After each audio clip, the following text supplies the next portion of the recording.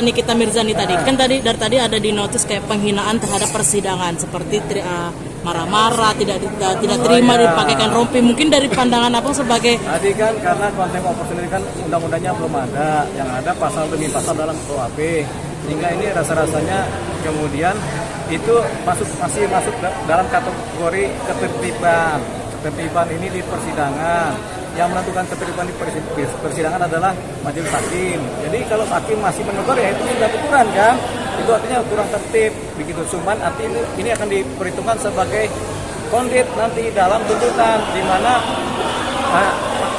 jaksa akan menuntut ini diperberat. Kenapa? Karena berlaku tidak sopan dalam persidangan, dan begitu. Kan di persidangan ada tuntutan ada dua, berlaku sopan dan tidak sopan. Nah, putusan juga begitu.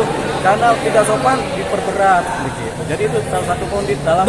Berarti kemungkinan juga Nikita Mirzani hukumannya akan diperberat karena tingkah lakunya dia di persidangan. Tergantung tuntutan jaksa. Kalau jaksa menampilkan itu dalam tuntutannya, dalam pertimbangan tuntutannya, ya sudah, berarti ini kan nanti dipertimbangkan juga oleh hakim tuntutannya ini, karena ada kata tidak sopan atau tidak tertib dalam persidangan.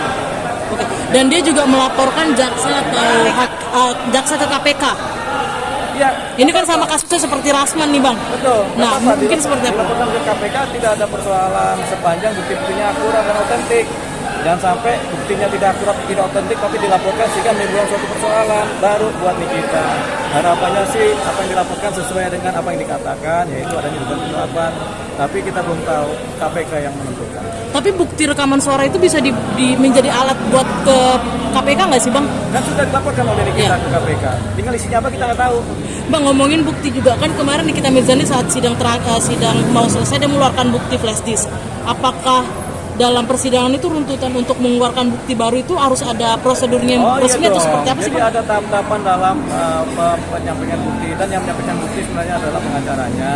Tapi bukti ini harus relevan dengan materi pokok perkara, dakwanya apa, pembuktinya tentang itu. Yang meringankan tentunya kalau si pengacara kan, kalau jaksa tentu yang membuktikan bahasanya sudah terjadi dugaan tindak pidana. Dan Reza Gladys akan melaporkan Nikita Mirzani terkait rekaman suara itu Bang.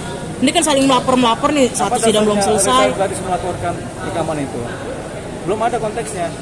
Begitu, yang punya konteks adalah si Nikita Mirzani karena dia punya bukti yang kita nggak tahu isinya apa dan dia melaporkan. Tadinya kan mau disampaikan di persidangan, tidak kamarnya. Nah, ketika disampaikan ke KPK baru sudah kamarnya ke KPK kan, tinggal dibuktikan benar apa tidak itu. Oke, Bang, tapi menurut Abang persentase menurut hayalan, misalnya kita berhayal lah gitu, kemungkinan berapa tahun Nikita Mirzani akan mendekam di penjara Bang? Persentasenya nih?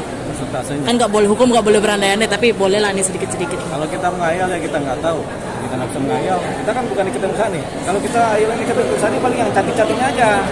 Kalau yang bukan kita nggak bisa menghayal itu. Tapi Nikita Mirzani cantik, kalau kita hayalin aja itu. Tapi kemungkinan berapa tahun Bang? Nah itu kita juga nggak bisa berandai-andai.